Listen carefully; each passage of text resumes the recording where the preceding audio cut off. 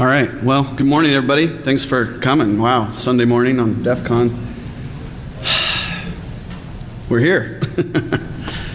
Yeah, that's all about I have to say about that, I guess. So, if I haven't met you yet, please stop by, say hi sometime, or grab me in the hallway. James Shewmaker. I do some incident handling and penetration testing stuff. The past year, I've been doing a lot of research on some of the tactical-based stuff. Has been my emphasis. And this is kind of a result of some of that experimentation. Some of what we're covering today is, well, defense is hard in general, so some of the stuff we're covering today is a start on closing that gap, making up for some of the deficiencies we have in our browser-based environments. So that's what we're going to talk about today. So, just to kind of wake us up, maybe get us all started on the same foot here. Yeah, browsers aren't good enough in the way they are right now.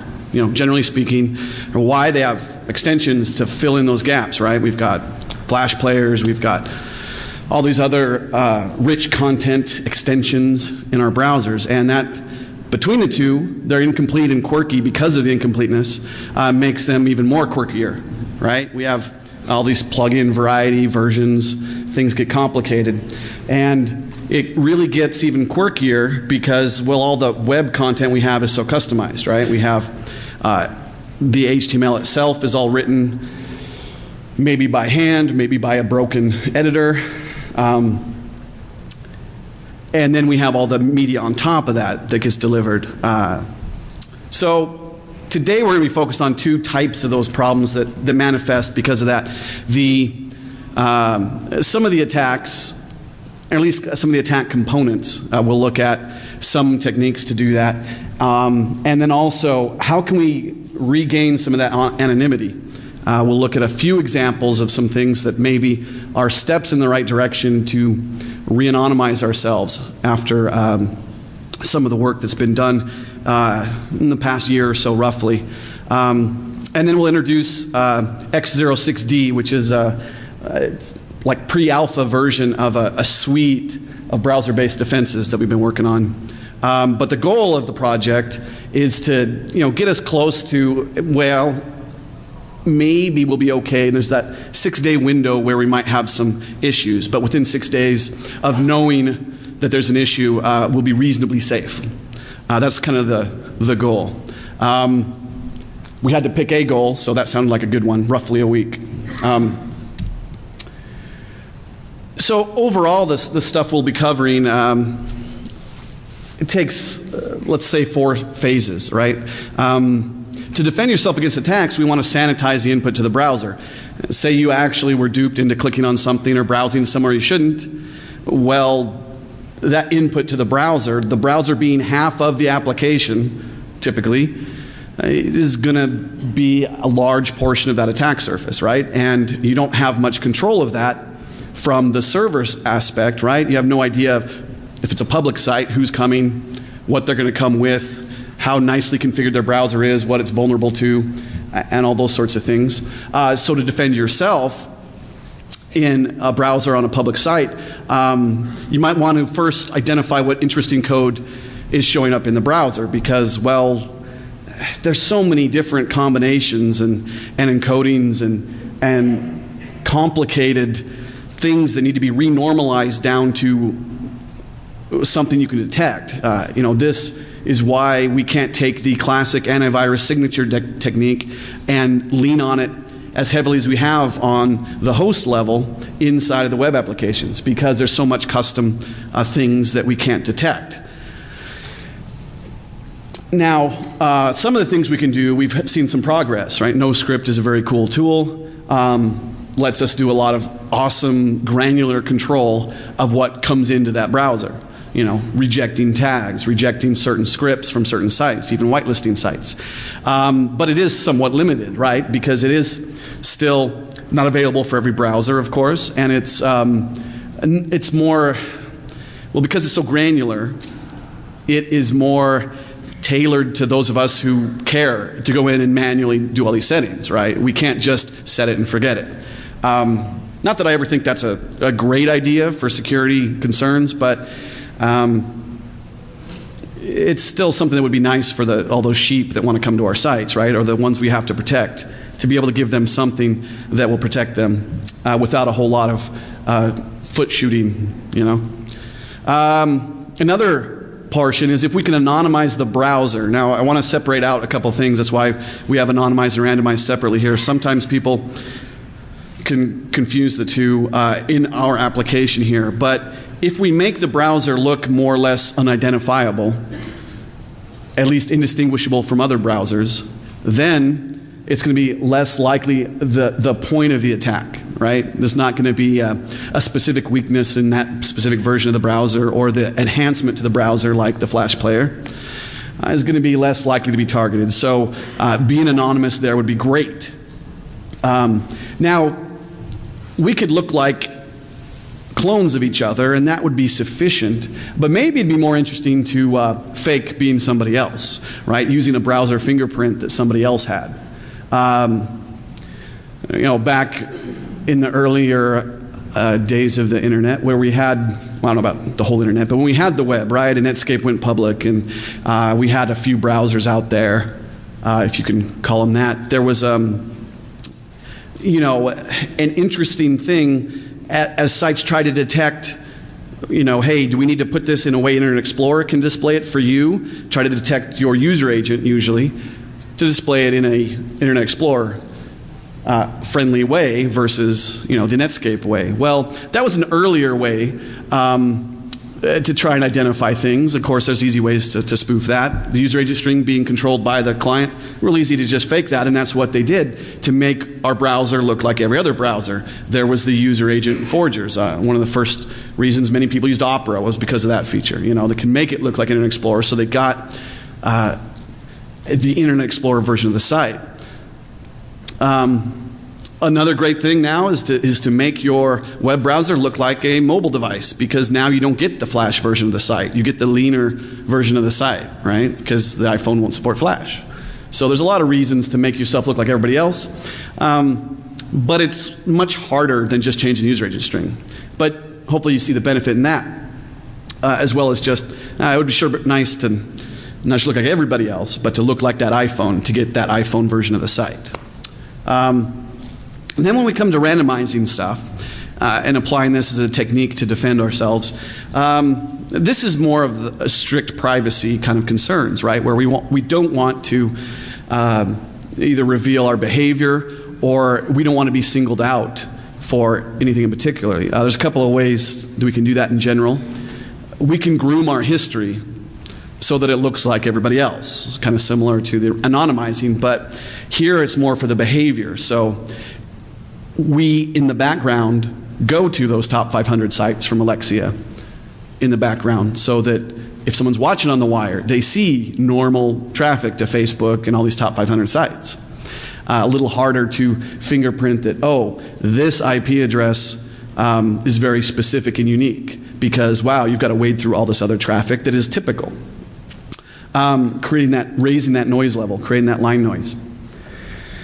And then, of course, the other thing to come full circle is to sanitize output to the server, right? So sanitizing input to the browser that we have at the top of this slide, what I mean by that is if you're duped into injecting into yourself, right, you're going to catch it there.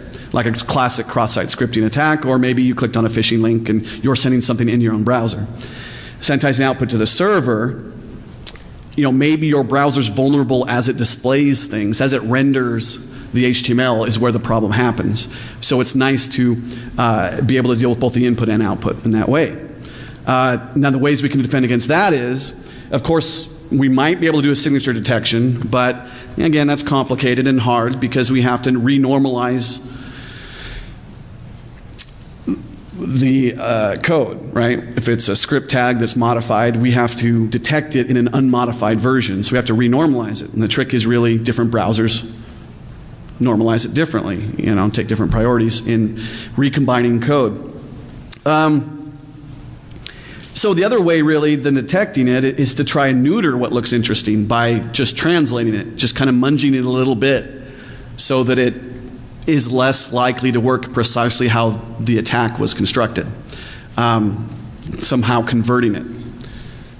All right, so to try and deal into it a little bit deeper, if we're sanitizing input to the browser, we've got no script, but it's hard, right? You still have to go in there and do that granular check. You've either got to whitelist what you know you're going to trust, and then you might get caught with something dangerous there.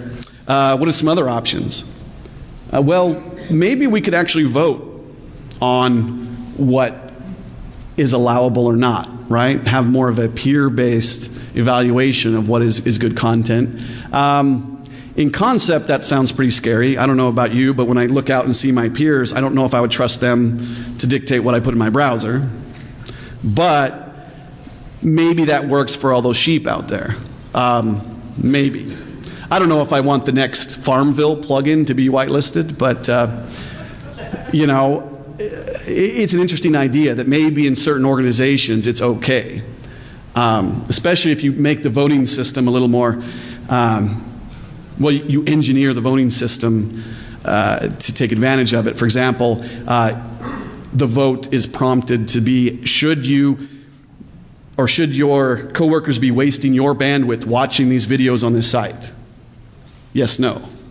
If you engineer it in that way, maybe people will then vote a little more harsher. But it's an interesting idea. There's been some examples of people trying to do that for spam, and there's the Dan's Guardian Squid voting mechanism that people have experimented with a little bit for the web filtering. So it can't be any worse than what we've already got, I guess, is what I come down to. But maybe we introduce more complexity. So I'm not going to lean real heavy on that, but it's an interesting idea. We can at least do a public blacklist,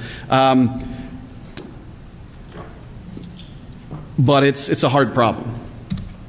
All right, so again, we've got the applications kind of split, right? Half of the problem could be on the client side, half of it could be on the server side. We've got all these different layers though, right? We don't just have to attack the application. We can attack HTTP, we can attack TCP, we can attack IP, we can attack DNS that gets us to IP, and we've still got ARP, and we go down the stack for DNS as well. I mean, we can attack any one of those layers. It's going to be a problem. And then there's all the contextual problems that are kind of manifested. If you haven't seen Arsenic and Jabber's de-anonymizing you last year at DEF CON, you really should go and review that, especially if you haven't seen it for a while. It's good stuff. One of the goals I had for this talk was to see if we could at least start addressing the issues they talked about. And we're close to getting at least proof of concept type to address each issue now. And then if you saw, was it Friday, Peter's talk on the panopticlick from EFF. How many people saw it? Yeah? Awesome. Yeah, so that was good. You can go to panopticlick.eff.org and look at the paper, or you can go back and buy the video or find it somewhere and see him explain some of the details of the anonymization.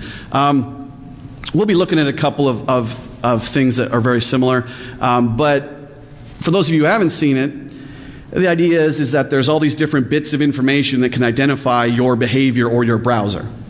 There are some things in headers. There are the header sequence. There is your history in the browser, the system fonts, the unique combination of plugins you have. There are many ways to go through and detect you, and that's the idea of the panopticlick experiment. It's a good start in trying to work out some of these issues. So a couple of things about the fonts, for example. Fonts and plugins are the hardest part to de-anonymize, or excuse me, to re-anonymize. They're the easiest thing to de-anonymize. But we can go through and there are flash calls to pull in the system fonts as a feature, very simple. There's some other examples too where via changing or comparing two different div tags that use different fonts, the width and the height of the font will tell you if that person has which particular font installed, or if the browser had to go grab something else in that family to display it. So it's not as precise detection, but it's still enough to maybe track you as you, right? The plugin stuff, add-ons, extensions, depending upon what you read, are even harder though, because well, that's more of an internal browser thing. It's not something we can look at on the system very precisely anyway. There are things you can look at on the system, but it's harder. We can go through and look and see how the browser handles different types of content, ask it how it can handle it. We can even use the DOM, the document object model, and ask navigators.plugins how to do that. And that is another way. So since these are ways we can identify it, we're going to have to come up with ways to lie to every one of these, basically, or to defeat every one of these combinations. So the easiest thing is to just, if someone is going to single you out for some reason, just look like not a random person, but maybe you want to look like somebody else, and then they can't tell you the difference between you, right? So you don't, everybody doesn't have to look the same, but if you look the same as a few other people that are fairly unique, maybe that's good enough, right? Because if they're unique enough, then how are they going to, and you're really good at mimicking them, it's going to be really hard to tell the two of you apart. The real problem there is then you're really trusting in how good that person is, and being, you're giving up a little control, right? Now you're going to have to mimic that person whenever they do. So it's like when your sibling or whoever would start mimicking you, and you start punching yourself so that they punch themselves. I mean, you've given up control of some of your behavior. So I don't know how I feel about giving up control, but it's an interesting idea that I don't have to be entirely random. I can only just mimic somebody else. And if there's enough people mimicking other people, but not all mimicking the same person, maybe that's still good enough to anonymize us collectively. All right? Now, of course, to do that, we want to sanitize input and output. We want to anonymize and randomize our behavior as well. All right? We can either fake it, whatever they're looking for the identifying bits, or maybe we can engineer it ahead of time. So defeating the header detection, we could generalize request headers, URL and host. This is fairly easy. Proxies can handle this for us. They do an okay job of that currently, right? If we really wanted to mix it up, though, and really ratchet up the anonymization here, if you redo your proxies so that they jumble as much of the headers as they can get away with, of course, there's certain requirements. The host header, you have the GET request, and the host header can't be too randomized because they're your destination, right? If you randomize it, you're not going to where you want it to. And so that's pretty much our limitation there. But we could do that, maybe add some benign headers, maybe some benign parameters, just to kind of jumble things up and make it look a little bit more random, increase that noise level. And then maybe what we want to do for the cookie stuff to detect you is we want to take control back of our cookies. All right, don't let the browser decide when to send them, when to clear them, and do everything else. An easy way to get started is to make a browser helper object, for example, or an extension, clear all the cookies on browser open. What if your browser crashed and you're used to just clearing things when you close? Well, when you pop it back up now, there's that leak. I also think it's kind of neat to be able to groom your cookies, stash them somewhere outside the browser, and if you do want them back, then you can actually dictate when they go back into your browser and can be sent to the server. So the components are there, but I haven't seen a plugin that really lets you automate that nicely. And so that was one of the things we wanted to add into the suite, which we still have a lot of work to do. History enumeration, go everywhere, at least the top 500 sites. Now, you don't have to manually go there. You can have a plugin do it for you, right? Have it go to the top 500, and then go through and delete your history so that any extra things you go to that aren't in the top 500 aren't there. Now that itself is a pattern that can identify you, but if we all did that, now it's normal, right? Somebody might be able to identify as that, gee, that's somebody with that tool, or that's somebody who was at DEF CON who heard about that technique, but not necessarily who it was. And if we do enough of these randomization things, as we keep building this up, maybe that's enough to keep us fairly, fairly safe as far as anonymizing our privacy concerns. But it's probably not good enough just to hit the sites. We probably want to do a little bit of crawling, make it look kind of real, maybe mistype a request once in a while.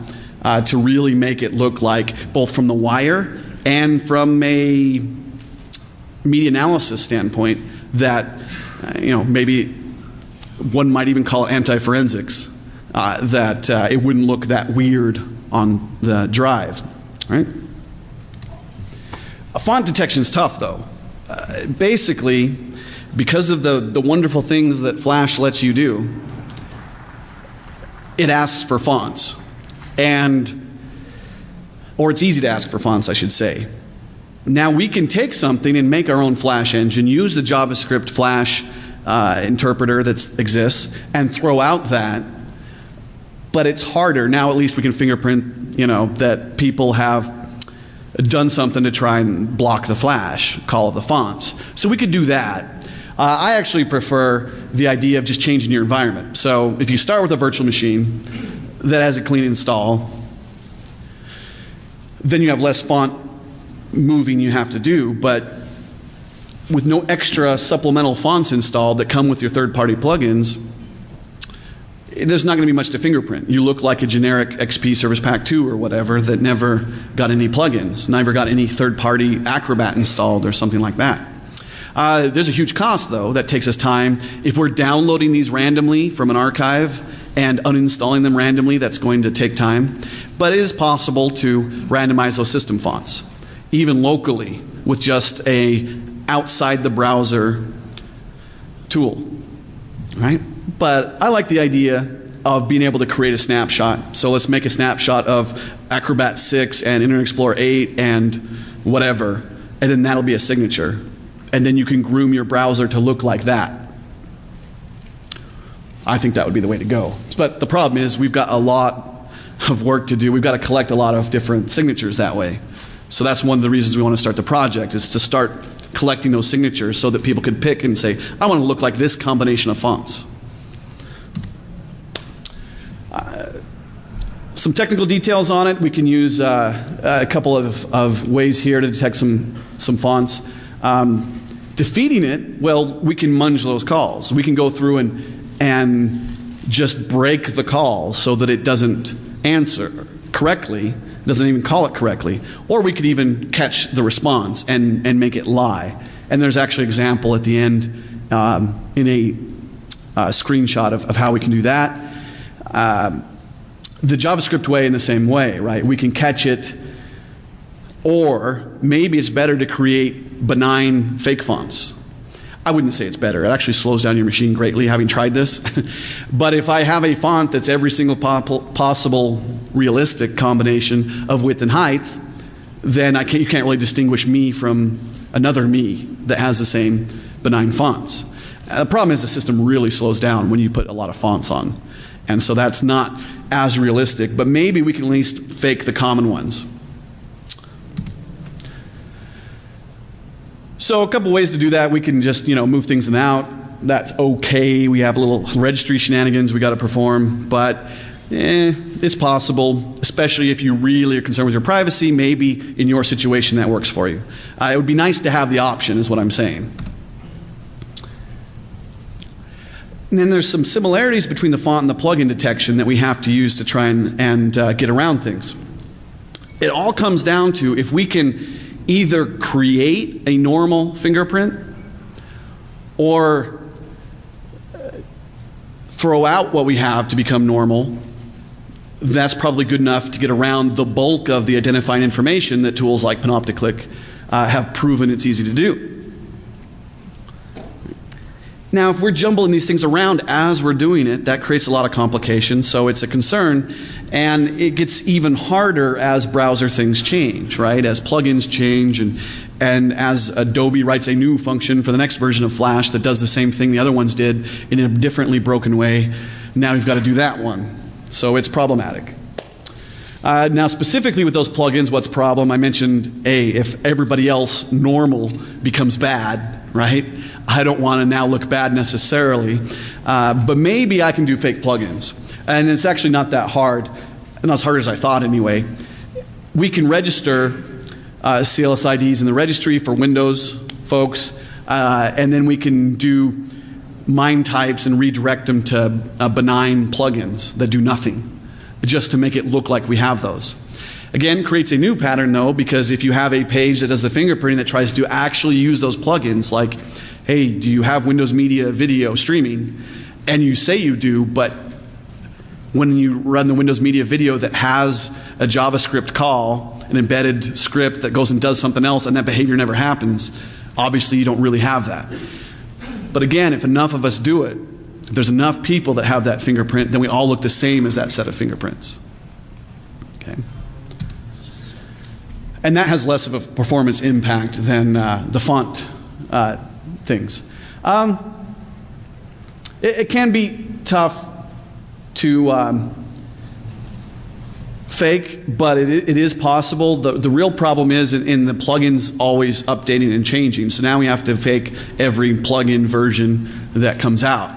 So that's a little tough, which means we'd basically have to brute force and enter into the registry every combination of possible CSL ID in Windows, for example.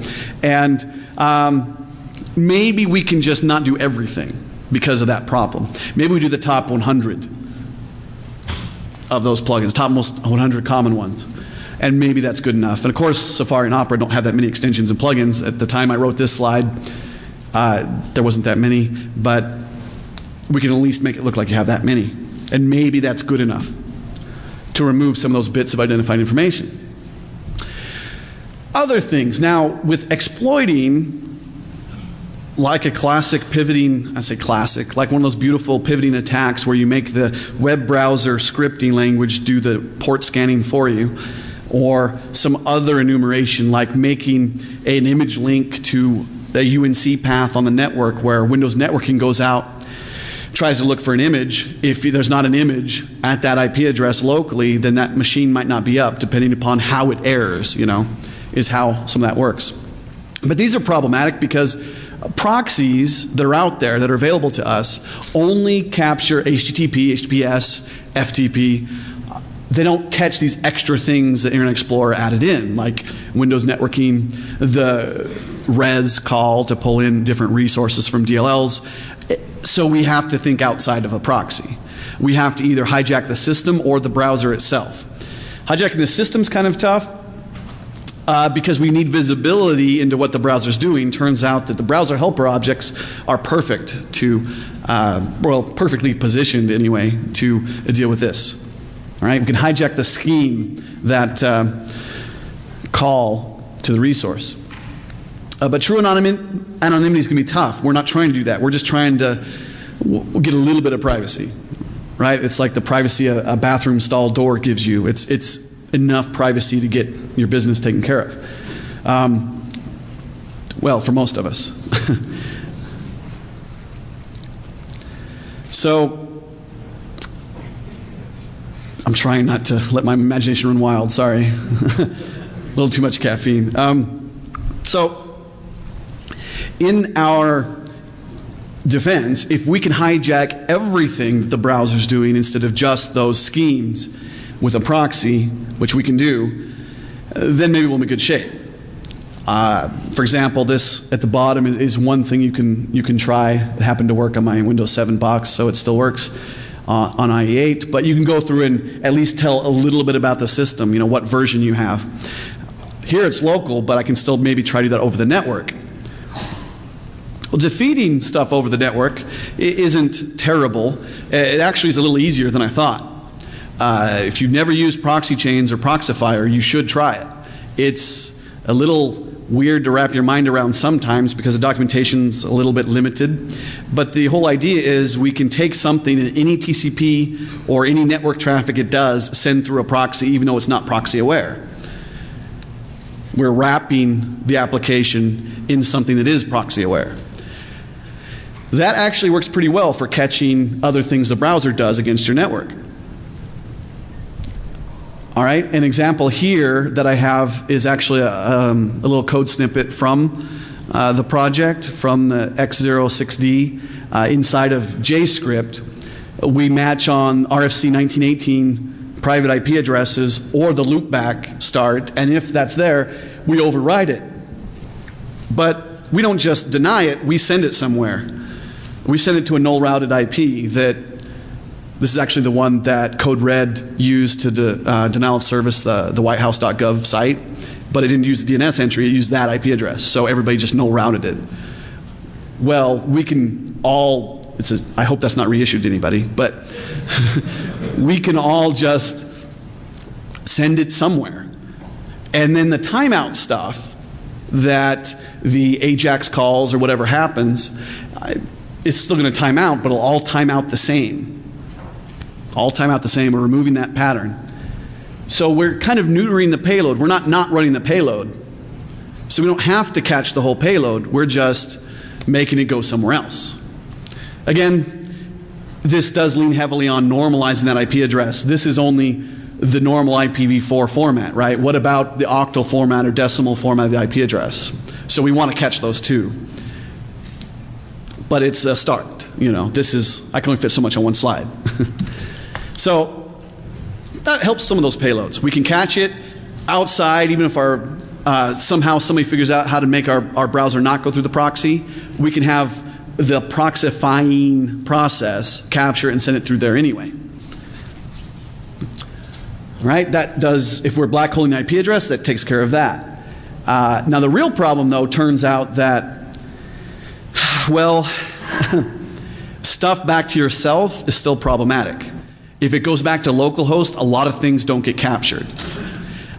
Like Internet Explorer doesn't necessarily, even though you can tell it what host to go to, and it does put localhost in there when you're accepting proxies, when you just set it manually, still a lot of things still work even if you remove that. So we still want to be able to hijack the browser itself, not just surround it in a proxifying thing. All right? But this actually takes care of a lot of our problems with at least the payload stuff and some of the identification of your internal network, not just your own local machine. All right? But if there's port scanning or the beef, the browser exploitation framework stuff, is mostly defeated by just doing this internally. I mean, yeah, your browser's still zombified. They can make you do stuff like go hit ads, but they're not going to find out more against your internal network. Now, as far as payloads like cross-site scripting and classic stuff, that's tough. Again, it's been tough. It's been tough for everybody. Everybody gets bit by cross-site scripting eventually. It's one of those kind of things. So it's tough to do it reliably, but maybe that's a good voting system for us, right? We have the no script way to do granular, allow this object or this function, but people vote on what's good, or we rate on how dangerous that script might be, and then go through and add that up through the page, and then you've got a rating system like Spam Assassin that says this page looks a little more dangerous because of these types of scripts that are going. And you know, you weight the JavaScript body that was between two script tags, it's all encoded and not clear text. Well, that might, you know, be worth a point. If it talks to the navigator.plugins object, well, maybe that's 3 points because, you know, just use the plugin. Don't ask me for my plugins, just use it, you know. That's not something I want you to do. But maybe we can add that up and aggregate it to know if that is a dangerous thing to block or not. Of course, that's going to require a lot of work and a lot of ongoing work, but I'd like to add that in with this project that we've started. Part of the problem is too, like Peter was saying with Panopticlick, there's not a lot of good data out there about things like this, but we have to start collecting it. We got to start somewhere and then decide how realistic that is before we know where to go with it. So I think really the way to solve some of the problems that are introduced with extensions and browsers that are less than desirable, vendors are taking too long to deal with things. There's a lot of finger pointing at certain organizations. And, well, some of the finger pointing is deserved, don't get me wrong.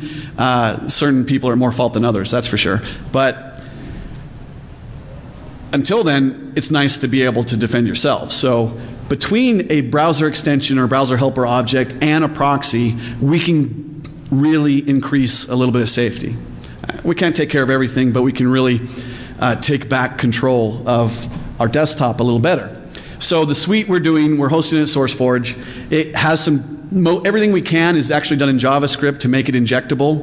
Wouldn't that be great if you injected in your proxy to protect your innocent sheep workstation guys, the stuff that would defeat things. So they browse somewhere and your proxy injects it instead of then figuring out how to disable their browser or using an unapproved browser on the network or something like that. So we try to do everything we can in JavaScript to supplement it.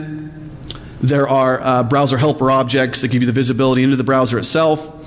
We've had a few of those now that we've built, and we've leaned real heavy on those third-party tools. That's why we just call it a suite. So we have tools that do good stuff for us, like NoScript is pretty good. And if you saw the talk last night on Blitzableiter, sorry, German in the morning, not so good. Awesome stuff, but we need them all. So we're trying and get things all integrated.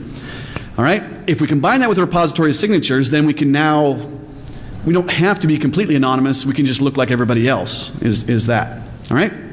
Definitely looking for contributors, though. Contact me if you feel like you've got some resources you can put towards it, both contributing signatures, and we have a lot of work to do on code. So what we've leaned heavily on so far to kind of test things out was Fiddler. If you haven't seen it before, you probably should. Maybe you've heard of it and said, yeah, it's just another proxy. It's actually pretty slick because it has several cool components. Of course, it's portable enough in .NET 2.0 as far as being able to run it on Mono. It also works with Proxyfire, big plus. There's not a problem with that. Even though it only naturally looks at HTTP and HTTPS, we can still make everything the browser does, everything Fiddler does, go through a proxy, which is pretty awesome. And it has Fiddler Core, not just a GUI that lets you control stuff. We can actually consume its library by a .NET application and leverage the hijacking of our own browser, both as a proxy and as a hook into the browser. Okay? So it is written for Windows, but it can be used for other things. And it can be, because it is a full-fledged proxy, you can send it traffic from other places. One of the coolest extensions they have for Fiddler is a DHCP spoofing proxy detection hijack.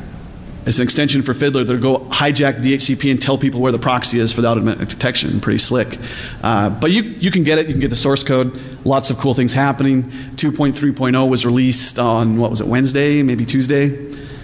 Pretty cool stuff with Fiddler.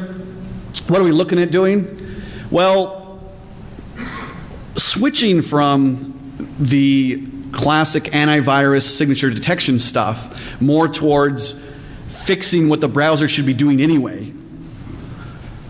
Defanging the stuff that's non-compliant and rebuilding it. The Blitzableiter style from last night, hey, we don't have to match the bad flash because they're so bad at writing it, we just have to break it apart, look at it, find out why this is non-conforming, and then that's probably enough reason to know it's bad. Not just for detection, but what if we rebuild it? Is the emphasis on defanging it, right? Go through and fix the code so that it's realigned. If it was a payload that was written to get around some filtering or written poorly, it breaks it often. Clean up the bad guy's code, and sometimes it doesn't work. Even if it doesn't work, well, at least now it's easier to do signature detection on once it's cleaned up. So that's the idea there. All right, some other things that might be interesting that we're starting to experiment with a little bit, but we haven't got that far in the project, is using basically copying into a temporary file how the browser rendered the page. So using the document object model to print what it says to a file, and then faking the user agent string to a different user agent, or maybe grabbing another browser instant specifically, and then basically hitting the page 3 or 4 times with different configurations, see how the page is different, and then diffing them to see how different they are. Now, just the fact they're different isn't good enough, but if there's just some subtle differences, maybe that's interesting to us. So that's something we're starting to look at. I don't know if we can get anything out of it, but it would be kind of neat to see if, wow, this is only exploiting Internet Explorer 8, and the Firefox and the Opera version of the page both seem to render okay and are very similar. They're not trying to exploit you. Or if you come in as Googlebot, what do you see? Those kind of things. Could be especially if we do the weighting, the spam assassin style of how dangerous it is, we could pick the least dangerous version to display to the browser. Significant overhead, but I'm kind of liking the idea of being able to look at things in 4 different ways at the same time. All right? Using an alternative browser to render that. All right, so demos, I'm not dumb enough to try and show you something, see how it doesn't work, it breaks it. I learned last time. Showing you something that's supposed to be not working is not very helpful in a demo, because see, it didn't work. But I've got some screenshots. So, for example, here's just a simple JavaScript enumeration. It uses the navigator.agent, pulls it in. Now, if you fake your user agent string, this still says the real user agent string, or the real browser agent, because it asks via JavaScript what it is. So you spoof your user agent string, not good enough. The HTML source code shows you there. It's just the navigator.agent object. Although I just realized I mistyped it in the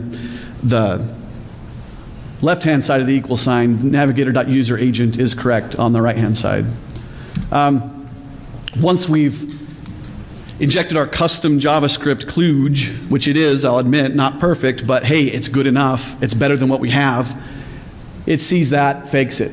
Now the cool thing about Fiddler is, even though HTTP is sessionless itself, right, you have request response, and that's it.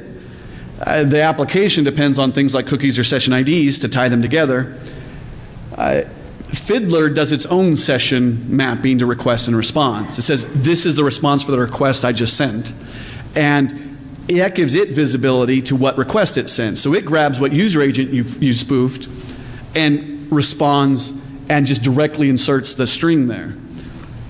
Again, not perfect, and it's easy to break this. If I put in window.navigator.agent, then in the resulting source code here at the bottom of the slide, it will actually window dot and then the double quote in the string, which JavaScript's not going to like. It wants it to be concatenated with a plus sign, right? But guess what? Hey, if we broke the script, great. I'm all for that. I'm perfectly fine with breaking the script that probably is just enumerating my navigator agent.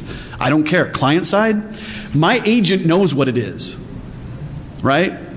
I mean, what use is that? You're telling me to ask myself who I am. So an application that does that is only, either written silly or up to no good. So if it breaks it, great. It happens to work out great for that. Now the actual Fiddler code that changes that code looks like this, all right, where first we to try and minimize the signature detection against every kind of content, we only look at the HTML. We go through and normalize it to UTF-8 as best we can, which actually works fairly well. And then if there's a navigator.something anywhere in the page, which would even be JavaScript, it's going to go through and replace it. There's a couple of ways to do it. One is to actually change the length. And that's actually for the plugins that if you ask navigator.plugins what plugins you have, and you can actually set the length equal to 0, and then it won't show up as navigator.plugins in Firefox right now. I don't know how long that's been. I haven't regress tested that the whole way. But it's kind of cool. If I inject navigator.plugins.length equals 0 into something that's enumerating my plugins, it shows up with no plugins. Of course, they can still try to use the plugin and know it's there. And that's the easy way. But this is one way. Your system can have these fingerprints in any different combination. You have to be able to feed all of them. So that's what the first one does. But this user agent string at the bottom is the one that replaces it on the request. Sorry, it replaces it on the response, but from the request, which is why having both a browser helper object and a proxy together is the way to go, because we can now track the session real. All right. Here's the navigator.plugins enumerating. This is the result of what it looks like when it works. This is just a proof of concept here. Was this from... I think I leaned on Browser Spy for this one. And of course, once it's working, see, it doesn't work. No plugins. And all we really did was we injected it equals 0, prepended it to whatever was there. Turns out that's good enough. It breaks it. That's fine with me. If it didn't break it, depending on if they just didn't set it to this variable L, then they would still be able to use it. If they weren't set into a variable, just using it inline, it would still replace it with something that would break it. So good enough, good enough. All right? So it's tough, and we got a lot of ground to cover, but it's not as hard as we've kind of let it get. We've let it get out of control. As far as the anonymizing stuff, there's a lot of things we can do to try and increase a little bit of privacy, give us a little bit of an edge when it comes to being fingerprinted. And then that'll also kind of neuter some of the attacks, because they often need to know what browser you have to own you, right? So there's a couple things we can do there. Normally I don't want to be one of the herd, but you know, when you're running around with people you can consider your peers, maybe that's not so bad. So the more of us that contribute signatures, the more interesting things might get as far as privacy. So I have a few extra minutes. Does anybody have any questions? Yeah. What about Zeus? What about Zeus? That's not me.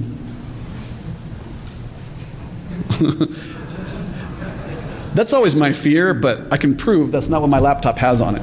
Okay?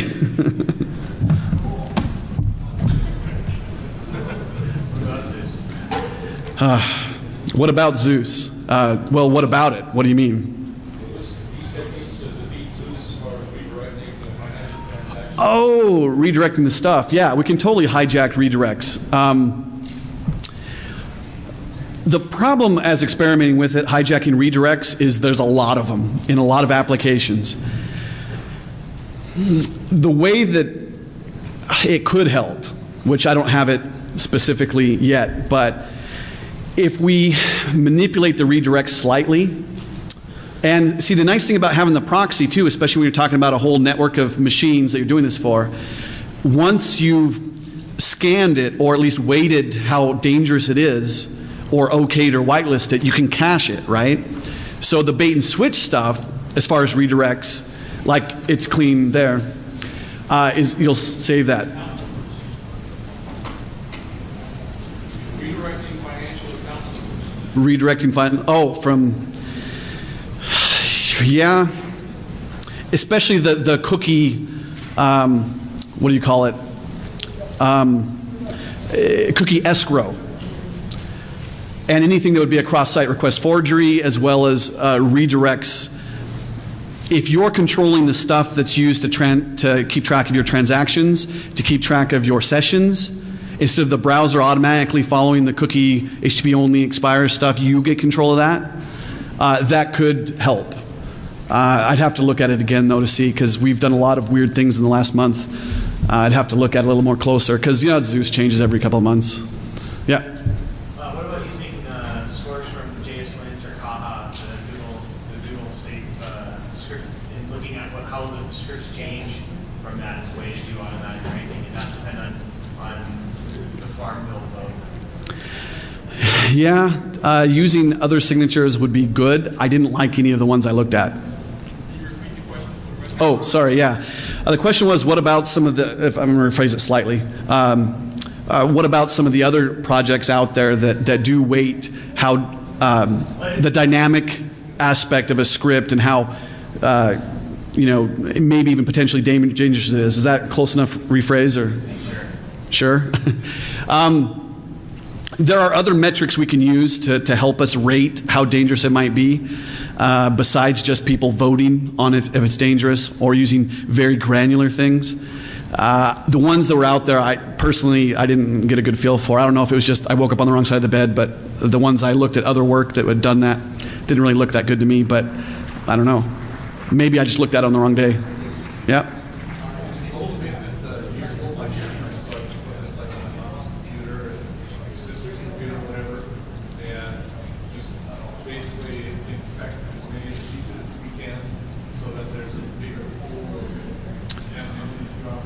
Right, yeah, the question was, is it designed so that we can have it portable enough to have on random machines to build up the pool? You said infect. I don't know I would use the word infect, but to supplement supplement the collection of signatures and to help us increase and protect other people, yeah, it is definitely possible. Some of the browser helper object stuff isn't that portable as far as it wants to be able to see something it can talk to. So that would be something to work on in the future, definitely. Something that had more of a web service model to go and deal with signatures and update and things like that. But that's a lot of work left to do. We want to work out the mechanics and see if it's worth deploying an infrastructure to do it, to support it. All right, I'm pretty much out of time, but we're going to go to 113. If anybody else has any questions, feel free to send me an email. It's easy enough to find me. But thanks for coming here on a Sunday morning. Appreciate it. Thanks, guys. We're duped into clicking on something or browsing somewhere you shouldn't. Well, that input to the browser being half of the application, typically, is going to be a large portion of that attack surface, right? And you don't have much control of that from the server's aspect, right? You have no idea if it's a public site, who's coming, what they're going to come with, how nicely configured their browser is, what it's vulnerable to, and all those sorts of things. So to defend yourself in a browser on a public site, you might want to first identify what interesting code is showing up in the browser because, well, there's so many different combinations and encodings and complicated things that need to be renormalized down to something you can detect. This is why we can't take the classic antivirus signature technique and lean on it as heavily as we have on the host level inside of the web applications, because there's so much custom things that we can't detect. Now, some of the things we can do, we've seen some progress, right? NoScript is a very cool tool. Lets us do a lot of awesome granular control of what comes into that browser. Rejecting tags, rejecting certain scripts from certain sites, even whitelisting sites. But it is somewhat limited, right? Because it is still not available for every browser, of course, and it's more, well, because it's so granular, it is an interesting thing as sites try to detect, hey, do we need to put this in a way Internet Explorer can display it for you? Try to detect your user agent, usually, to display it in a Internet Explorer friendly way versus the Netscape way. Well, that was an earlier way to try and identify things. Of course, there's easy ways to spoof that. The user agent string being controlled by the client, real easy to just fake that, and that's what they did to make our browser look like every other browser. There was the user agent forgers. One of the first reasons many people used Opera was because of that feature. They can make it look like Internet Explorer, so they got the Internet Explorer version of the site. Another great thing now is to make your web browser look like a mobile device, because now you don't get the Flash version of the site. You get the leaner version of the site, right? Because the iPhone won't support Flash. So there's a lot of reasons to make yourself look like everybody else. But it's much harder than just changing the user agent string. But hopefully you see the benefit in that, as well as just, it would be sure nice to not just look like everybody else, but to look like that iPhone, to get that iPhone version of the site. And then when we come to randomizing stuff and applying this as a technique to defend ourselves, this is more of a strict privacy kind of concerns, right? Where we don't want to either reveal our behavior or we don't want to be singled out for anything in particular. There's a couple of ways that we can do that in general. We can group more tailored to those of us who care to go in and manually do all these settings, right? We can't just set it and forget it. Not that I ever think that's a great idea for security concerns, but it's still something that would be nice for all those sheep that want to come to our sites, right? Or the ones we have to protect, to be able to give them something that will protect them without a whole lot of foot shooting, Another portion is if we can anonymize the browser. Now, I want to separate out a couple things. That's why we have anonymized and randomized separately here. Sometimes people can confuse the two in our application here. But if we make the browser look more or less unidentifiable, at least indistinguishable from other browsers, then it's going to be less likely the point of the attack, right? There's not going to be a specific weakness in that specific version of the browser, or the enhancement to the browser like the Flash player is going to be less likely to be targeted. So being anonymous there would be great. Now, we could look like clones of each other, and that would be sufficient, but maybe it'd be more interesting to fake being somebody else, right? Using a browser fingerprint that somebody else had. You know, back in the earlier days of the internet, where we had, well, I don't know about the whole internet, but when we had the web, right, and Netscape went public, and we had a few browsers out there, if you can call them that, there was, you know, all right, well, good morning, everybody. Thanks for coming. Wow, Sunday morning on DEF CON. We're here. Yeah, that's all about I have to say about that, I guess. So if I haven't met you yet, please stop by, say hi sometime, or grab me in the hallway. James Shewmaker. I do some incident handling and penetration testing stuff. The past year, I've been doing a lot of research on some of the tactical-based stuff has been my emphasis.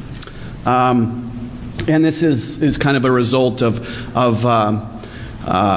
some of that experimentation. Some of what we're covering today is, well, defense is hard in general, so some of the stuff we're covering today is a start on closing that gap, making up for some of the deficiencies we have in our browser-based environments. So that's what we're going to talk about today.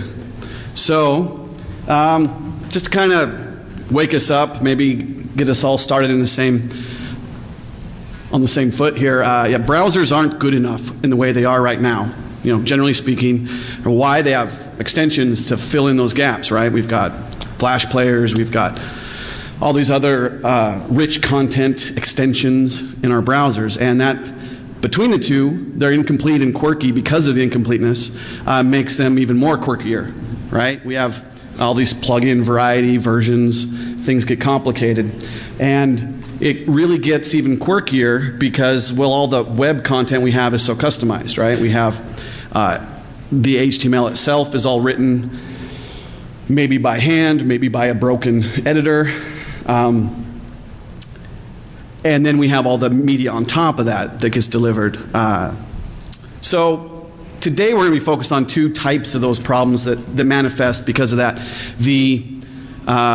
Some of the attacks, or at least some of the attack components, we'll look at some techniques to do that. And then also, how can we regain some of that anonymity? We'll look at a few examples of some things that maybe are steps in the right direction to re-anonymize ourselves after some of the work that's been done in the past year or so, roughly. And then we'll introduce X06D, which is it's like pre-alpha version of a suite of browser-based defenses that we've been working on. But the goal of the project is to, get us close to, well, maybe we'll be okay. There's that 6-day window where we might have some issues, but within 6 days of knowing that there's an issue, we'll be reasonably safe. That's kind of the goal. We had to pick a goal, so that sounded like a good one, roughly a week. So overall, the stuff we'll be covering, it takes, let's say, 4 phases, right? To defend yourself against attacks, we want to sanitize the input to the browser. Say you actually